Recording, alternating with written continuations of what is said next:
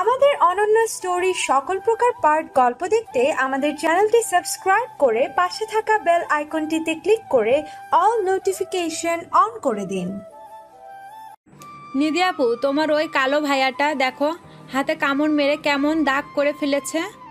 নিধি নেহার হাতে কামড়ের দাগ স্পষ্ট দেখে তেলে বেগুনে জ্বলে উঠল। এমনিতে তার ছোট ভাইকে সে দেখতে পারে না, আজ আরও একটা অন্যায় করে ফেলছে। নিধি অনেকটা রাগান্বিত হয়ে নেহার চোখের জলটা মুছে দিয়ে বলল, শয়তানটা কই লুকিয়েছে, আমাকে শুধু একবার দেখিয়ে দাও, আজ তার উচিত বিচার করব। ওই তো মাঠে খেলতেছিলে। মাঠের দিকে ইশারা করে নিধিও লক্ষ্য করল তার ভাই মাঠে ক্রিকেট খেলতেছে। দূরত্ব সেখানে চলে গেল। নিধির ভাই নিলয় নিধিকে দেখা মাত্রই ভয়ে জড়সড় হয়ে আগেই অভিযোগ সুরে বলে উঠল, আপু, আমি ইচ্ছে করে নেহার হাতে কামড় দেইনি, ও আমাকে বারবার কালো বলে ডাকিয়ে দিচ্ছিল, তাই এমনটা করে ফেলছি। নিলয়ের কথা শেষ হওয়া মাত্রই নিধি ঠাস ঠাস করে দুইটা থাপ্পড় তার ছোট ভাইয়ের গালে সজোরে মেরে রাগান্বিত হয়ে বলে উঠল, কালোকে কালো বলছে, এতে সমস্যা কি? হ্যাঁ, তুই যদি সুন্দর হইতি তাহলে অবশ্যই তোকে কালো না বলে অন্য নামে সম্বোধন করত। নিধির এমন বিচার দেখে নেহা হাসি উজ্জ্বল চেহারা উপস্থাপন করলো আর নিলয় ফুপিয়ে কান্না করতে লাগলো। এমনিতে ছোট মানুষ একটু আঘাত করলেই কান্না করে, তারপর ও নিধি আজ থাপ্পড় দুইটা জোরে মেরেছে। চলুন এবার তাদের পরিচয় পর্বগুলো জেনে নেওয়া যাক। নিলয়, নিধি, রাজু তারা দুই ভাই এক বোন। পরিবারে নিলয় হচ্ছে ছোট, তৃতীয় শ্রেণীতে পড়ে এবার। রাজু ঢাকা বিশ্ববিদ্যালয়ে পড়াশোনা করছে এবং নিধি ইন্টার ফার্স্ট ইয়ারে পড়ছে। রাজু নিধি তারা নিলয়ের বড় ভাই বোন হওয়ার সত্ত্বেও নিলয় কালো কুৎসিত বলে একটু সহ্য করতে পারে না, সব সময় দূর দূর করে তাড়িয়ে দেয়। অনেকেই বলে রাজু নিধি এত সুন্দর হয়েছে, কিন্তু তাদের মাঝে নিলয় এত কালো কুৎসিত হলো কেন? প্রতিবেশীর এমন ধারা কথা শুনে নিলয়ের মা চুপ করে থাকতেন। সাদা কালো হবার পিছনে তো কোনো মায়েরই হাত থাকে না, সবই উপরওয়ালার ইচ্ছা। সবাই নিলয়কে কালো কুৎসিত বলে দূর দূর করলেও তার মার কাছে সে রাজপুত্র। নিলয়ের বাবা আমেরিকায় থাকে, যার দারুণ দেশে বেশি একটা আসা হয় না, 2-1 বছর পর পর দেশে ঘুরতে আসে। সপ্তাহখানিক থাকার পর আবার সে আমেরিকায় চলে যায়। এটাই নিলয়ের পরিবার। তো চলুন এবার বর্তমানে ফিরা যাক। নিলয় ফুপিয়ে কান্না করছে, এতে নিধির কোনো মাথা ব্যথা নেই। সে গুটি গুটি পায়ে বাসার দিকে চলে যেতে লাগলো।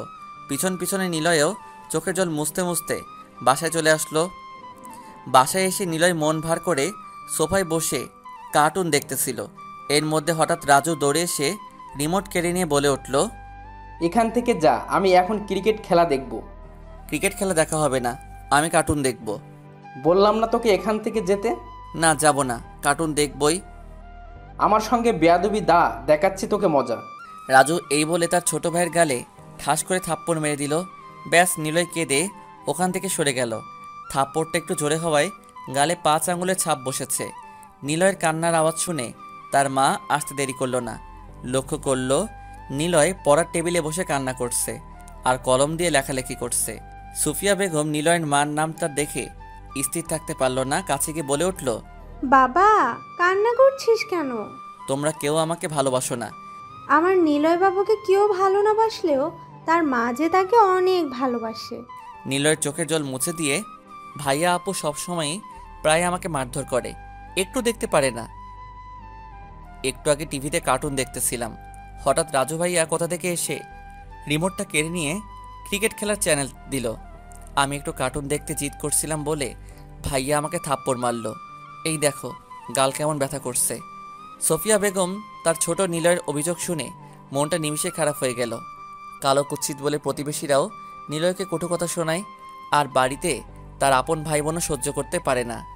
অনেকটা খারাপ লাগা নিয়েই সোফিয়া তার ছেলের কান্না চুপ করানোর জন্য বলে উঠল, বাবা, পায়েস খাবি? পায়েস নিলয়ের অনেক পছন্দের খাবার। সে যতই রাগ অভিমান করুক না কেন, পায়েসের নাম শুনলে নিমিষে রাগ অভিমান জল হয়ে যায়। কিন্তু আজ একটু রাগ অভিমান বেশি থাকায় নিলয় বলে উঠল, না, খাবো না। না খেলে কি আর করার, দেখি রাজু নিধিকে একটু বললে দেখি, তারা নিশ্চয়ই খাবে। নিলয় তার মার কাছ থেকে এইটা শোনার পর চোখের জল মুছে বলে উঠল, ওদেরকে একটু খেতে বলবা না? প্রয়োজনে আমি সব খাবো, তবুও ওদেরকে খেতে দিব না। ঠিক তো। হ্যাঁ। তাহলে দেরি করছিস কেন? ফ্রিজে থেকে বের করে সবটুকুই খেয়ে ফেলবি, একটু ওদের জন্য রাখবি না। ওকে আম্মু। খুশিতে গদগদ হয়ে এক দৌড়ে পায়েস খেতে চলে গেল। এই হলো নিলয়ের পরিবার। রাজু নিধি যখনই তাকে কাঁদাবে তখনই সে পড়ার টেবিলে বসে কান্না করবে আর কলম দিয়ে লেখালেখি করবে। সুফিয়া বেগম নিরুপায় হয়ে এইটা ওইটা বলে তার কান্না থামাবে। রাজু নিধি যতই নিলয়ের সঙ্গে মিসবিহেভ করুক না কেন, কিছুক্ষণ পর আবার তাদের কাছে ঘেঁষতে যাবে। একদিন পর স্কুলে নিলয়ের ক্লাসমেট তুর্য ল্যাপটপে কার্টুন ভিডিও দেখতেছিল। তুর্যের হাতে ল্যাপটপ দেখে নিলয় তার আপুর ল্যাপটপের কথা মনে পড়ে গেল। ছুটি শেষে নিলয় খুশি মনে বাসায় চলে আসলো এবং তার আপুর রুমে গিয়ে লক্ষ্য করলো সে ফানি ভিডিও দেখছে আর হাসাহাসি করছে। নিলয় ল্যাপটপ দেখে খুশিতে গদগদ হয়ে বলে উঠল, আপু কি দেখছো? নিলয়ের কথায় তার আপুর বিন্দুমাত্র ভ্রুক্ষেপ নেই।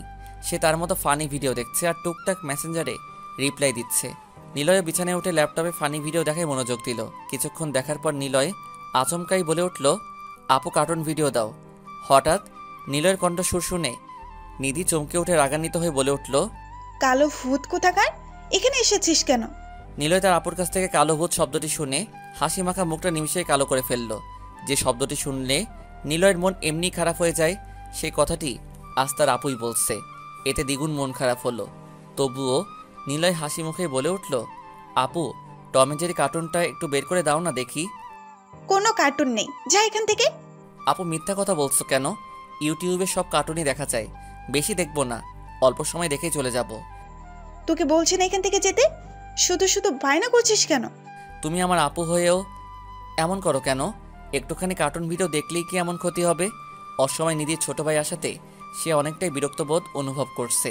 এছাড়া ফেসবুক ও বন্ধুদের টেক্সটের রিপ্লাই দিতে পারছে না দেখে ভীষণ রেগে যাচ্ছে নিধি। ব্যাস, রেগেই নিধি বলল, এই কালো ভূত কোথাকার, এখান থেকে যাবি নাকি থাপ্পড় খাওয়ার পর যাবি? নিধির এমন ধারা কথা শুনে নিলয় মন খারাপ করে ওখান থেকে চলে আসলো। নিধিও ব্যাপারটা বুঝতে পারল। ছোট নিলয়ের সঙ্গে তার এমন আচরণ করাটা তার ঠিক হয়নি। মনে মনে এক খারাপ লাগা কাজ বয়ে গেল নিধির। অপরদিকে নিলয় তার মার কোলে শুয়ে থেকে তার ভাইয়া আর আপুর নামে নালিশ করছে। মা দেখো, নিধি আপুও আমাকে কালো ভূত বলে ডাকে। এটা শুনলে আমার অনেক মন খারাপ হয়, কান্না পায়। কি, নিধিও তোকে এসব বলে ডাকে? হ্যাঁ মা, নিধি আপুও আমাকে কালো ভূত বলে ডাকে। থাক বাবা, কান্না করছিস না। নিধিকে আমি পরে বকে দিব, কেমন? আচ্ছা মা, মানুষ কালো হলে কি ভূত হয়ে যায়? এটা ভুল কথা। আমি একটু কালো বলে সবাই আমাকে কালো ভূত বলে ডাকে কেন আম্মু? কি হলো, চুপ করে আছো কেন বলো? হাত ঝাঁকিয়ে বলাতে নিলয়ের মা বলে উঠল, আমাদের সমাজে কিছু নিচু মনের মানুষই এসব বলে থাকে। ভালো মানুষেরা কখনো গায়ের রং দেখে উপহাস করে না। আর যারা আমার নিলয়কে কালো বলে গালি দেয় তারা বাজে এবং ছোট মন মানসিকতার মানুষ। ওদের সঙ্গে কথা না বলাই উত্তম। আম্মু তাহলে কি নিধি আপু তাদের মধ্যে একজন? হ্যাঁ বাবা, তুই ঠিকই ধরেছিস। নিলয় ছোট হলেও আবেগপ্রবণ, তার একটু বেশি। সহপাঠীদের সঙ্গে ক্রিকেট খেলতে গেলে সবাই ওকে নিয়ে হাসি তামাশা করে। নিলয়ের চেহারায় খারাপ লাগা প্রকাশ না করলেও ভিতরে ভিতরে ঠিকই মন খারাপ হইতো। নিলয় সবার সঙ্গে ফ্রেন্ডলিভাবে চলতে চাইলেও তার সহপাঠীরা এড়িয়ে চলতো। এর জন্য ঘুরে ফিরে তার বড় ভাই বোনের কাছে সে ঘেঁষতে যায়। ভাগ্যক্রমে তারাও নিলয়কে সহ্য করতে পারে না। পড়াশোনায় নিলয় একদম ফার্স্ট ক্লাস, কোনো অলসতা তার ভিতরে কাজ করে না। স্যারের দেওয়া হোমওয়ার্ক আগ্রহের সঙ্গে করে ফেলে। নিলয়ের মা সুফিয়া বেগম সাধারণত নিলয়ের হোমওয়ার্কে হেল্প করে থাকে। প্রতিদিনকার মতো আজও নিলয় তার মায়ের কাছে হোমওয়ার্ক করতে বই খাতা নিয়ে এসে মায়ের উদ্দেশ্যে বলে, আম্মু এই পাটিগণিতটা বুঝিয়ে দাও তো। আজ মনে হয় পারবো না, প্রচণ্ড মাথা ব্যথা করছে। আচ্ছা থাক, আজ আর হোমওয়ার্ক করবো না, তুমি ঘুমিয়ে পড়ো। নিলয় এই বলে চলে যেতে দেখে সুফিয়া বেগম মাথা ব্যথা নিয়েই বলে উঠল, নিলয়, হ্যাঁ আম্মু বলো। আজ আমার মাথা ব্যথা বলে পড়াশোনায় ফাঁকি দেওয়া এটা কিন্তু মোটেও ভালো দিক না বাবা। তো আমার হোমওয়ার্ক কে করে দিবে? তোর ভাইয়ের কাছ থেকে আজ হোমওয়ার্কটা করে নে। ভাইয়ার কাছে জীবনেও হোমওয়ার্ক করতে যাব না। সে অনেক বদমেজাজি, রাগী, কথায় কথায় ধমক দেয় আর মারার জন্য হাত তোলে। তো নিধির কাছে যা, সে তো আর তোকে মারবে না। ওকে আম্মু। নিলয় তড়িঘড়ি করে বই খাতা নিয়ে নিধি রুমে চলে আসলো। লক্ষ্য করলো তার নিধি আপু ফোনে কথা বলছে। না বুঝেই হাত ঝাঁকিয়ে বলে উঠল, আপু আপু আমার হোমওয়ার্ক করতে একটু হেল্প করো তো। নিলয়ের হাত ঝাঁকানোতে নিধির ফোনটা আচমকাই হাত ফসকে ফ্লোরে পড়ে ডিসপ্লে ভেঙে যায়। ফোনের ডিসপ্লে ভেঙে যাওয়ায় নিধি চরম মাত্রায় রেগে যায় এবং চোখ রাঙিয়ে বলে উঠল, এই কালো ভূত কোথাকার! তুই আমার ফোনটা এভাবে ভেঙে ফেললি কেন? নিধির এমন রাগান্বিত চেহারা দেখে নিলয় ভয়ে জড়সড় হয়ে ফোনটা হাতে নিয়ে নিধির সামনে তুলে ধরে কাঁপা কাঁপা গলায় বলে, সরি আপু, আমি বুঝে এমনটা করিনি। ফোন ভেঙে এখন নাকামি করা হচ্ছে? নিধি এই বলে ঠাস ঠাস করে দুইটা মারার পর আরেকটা থাপ্পড় মারতেই ছোট নিলয় কেঁদে ওঠে। তা দেখে নিজের রাগ নিজের মাঝে সংযত রেখে নিধি বলে, দূর হ চোখের সামনে থেকে, কালো ভূত কোথাকার! নিলয় তার আপুর কাছ থেকে কালো ভূত শব্দটি শুনে দ্রুতই রুম ত্যাগ করলো। রাগ কমে যাওয়ার কিছুক্ষণ পর নিধি ফ্লোরে দেখে বই খাতা দেখে আনমনেই অনুশোচনা বোধ কাজ করতে লাগলো। হাজার হোক ভাই তো, তার সঙ্গে এমন আচরণ করা মোটেও ঠিক হয়নি। এসব ভেবেই নিধি ফ্লোর থেকে বই খাতা নিয়ে নিলয় রুমে গিয়ে লক্ষ্য করলো সে বিছানায় গা এলিয়ে চোখের জল মুছছে আর কি জানি একা একাই বলছে। নিধি বই খাতা টেবিলে রেখে ছোট নিলয়ের মাথায় হাত রেখে বলে, নিলয়, ঘুমিয়েছিস? নিধি একথা বলা মাত্রই রাগ অভিমান নিয়ে নিলয় বলতে লাগলো, তোমরা কেউ আমাকে ভালোবাসো না। ভাইয়ার কাছে গেলে কথায় কথায় ধমক দেয়, মারধর করে, তার সঙ্গে তুমিও এক হয়ে গিয়েছো। সরি বাবু, ভুল হয়েছে। আর কখনো তোকে বকাঝকা মারধর করবো না। এই দেখ, কানে ধরেছি। নিধি দুষ্টুমি করে তার ভাইয়ের কান ধরতেই ছোট নিলয় কান্না মিশ্রিত কণ্ঠে হেসে বলে ওঠে, অন্যের কান ধরে তার নিজের কান বলা হচ্ছে, হা হা হা। Of, sorry. এই দেখ, এবার আমার কান ধরেছি। আর হ্যাঁ, তোকে যে থাপ্পড় মেরেছি এ কথা মাকে বলিস না। এই বলে নিধি চলে গেল। সকালে ঘুম থেকে উঠে সুফিয়া বেগম তার ছোট ছেলে নীলয়ের রুমে গিয়ে ডেকে তুলে স্কুলে যাওয়ার জন্য প্রস্তুত করছে আর জিজ্ঞেস করছে, কাল রাতের হোমওয়ার্কটা কি করেছিস? না আম্মু। করিসনি কেন? ব্যাস। তারপর নিলয় রাতের ঘটনা সংক্ষেপে বলে দেয়। সুফিয়া বেগম তার ছোট ছেলের কথা শুনে অনেকটাই কষ্ট পান। চোখের আড়ালে তার ছেলেকে এভাবে আঘাত করছে তা কোনোভাবেই মেনে নেওয়া যায় না। সে মনস্থির করল নিলয়কে চট্টগ্রাম তার খালামণির বাসায় কিছুদিনের জন্য রেখে আসবে। এই অবহেলায় তার ছেলেকে রাখা সম্ভব না। যেভাবে সে কাজ 2 দিন পর নিলয়কে রাজনীতির অগোচরে চট্টগ্রামে তার খালামণির বাসায় রেখে আসলো সুফিয়া বেগম। নিলয় চলে যাওয়ার 2 দিন পর পুরো বাসার নীরবতায় বিরাজ করছে। কোনো হইচই নেই, হাসি কান্নার কোনো শব্দ নেই, পিন পিন নীরবতা বিরাজ করছে তাদের বাসায়। রাজু এখন টিভিতে সারাক্ষণ ক্রিকেট খেলা দেখলেও কার্টুন দেখার জন্য কেউ বায়না ধরে না। নিধির কাছেও এখন কেউ ল্যাপটপে কার্টুন আর হোমওয়ার্ক করতে আসে না। কিছুদিন কেটে যাওয়ার পর সেই কালো ছেলেটির শূন্যতা অনুভব করতে লাগলো।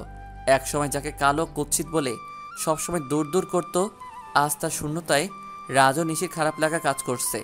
সকালে ঘুম থেকে উঠে রাজু নিধি ফ্রেশ হয়ে ব্রেকফাস্ট করতে টেবিলে বসলো।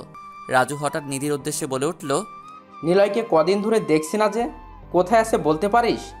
না ভাইয়া, জানি না। তবে নিলয়কে ছাড়া পুরো বাসাটা কেমন নীরব হয়ে আছে। কোনো হইচই নেই, কেমন জানি শূন্যতায় ভরে গেছে। হ্যাঁ, তুই ঠিকই বলছিস। রাজু নিধি এসব আলোচনা করতেই সুফিয়া বেগম কোনো কথা ছাড়াই খাবার পরিবেশন করতে লাগলো। নিধি পরিশেষে তার মাকে জিজ্ঞেস করেই, মা, নিলয় কোথায়? নিধির কথার সঙ্গে রাজু তাল মিলিয়ে বলল, মা, নিলয়কে কোথায় পাঠিয়েছো?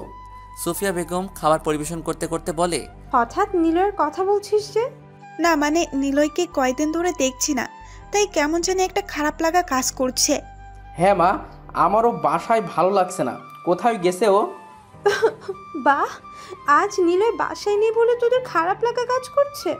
যখন তোদের পিছনে পিছনে ঘুরঘুর করতো তখন তো একটু ভালো আচরণ করছিস নি, সবসময় দূর দূর করে তাড়িয়ে দিতি। ও কালো কুৎসিস বলে প্রতিবেশীরাও কটু কথা বলতো, আর তোরা আপন ভাই বোন হওয়ার সত্ত্বেও অবহেলা করে গেছিস। প্রতিটা দিনই প্রায় কোনো না কোনো টপিক নিয়ে মারধর করতি, আর ও আমার কাছে এসে তোদের দুজনের নামেই কান্নাকাটি করে নালিশ করতো। রাজু নিধি নিশ্চুপ। আমি তখন নিরুপায় হয়ে এইটা ওইটা বলে নিলয়ের কান্না থামাতাম। রাজু নিধি দুইজনেই মাকে জড়িয়ে ধরে বলল, সরি মা, আর কখনো নিলয়ের সঙ্গে মিসবিহেভ করব না। নিলয়কে ফিরিয়ে নিয়ে আসো প্লিজ। মা, এই দেখো, আমার কান ধরে প্রতিজ্ঞা করছি আর কখনো আমার ছোট ভাইটাকে কষ্ট দিব না। সত্যি বলছিস তো? হ্যাঁ মা, সত্যি বলছি। তুমি শুধু ছোটকে ফিরিয়ে নিয়ে আসো।